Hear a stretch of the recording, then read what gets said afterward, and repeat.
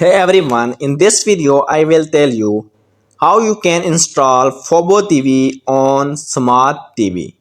So in order to install your Fubo TV on Smart TV, just open any browser and search for Fubo TV installation guide.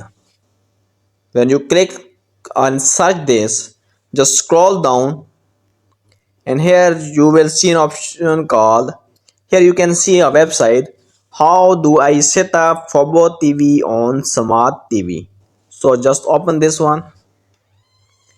Now again scroll down and here you will see steps to set up Fubo TV on Smart TV.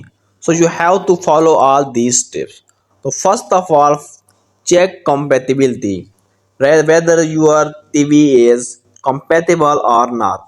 Here you can see for Samsung Smart TV and LG Smart TV, Sony Smart TV, just check this compatibility list.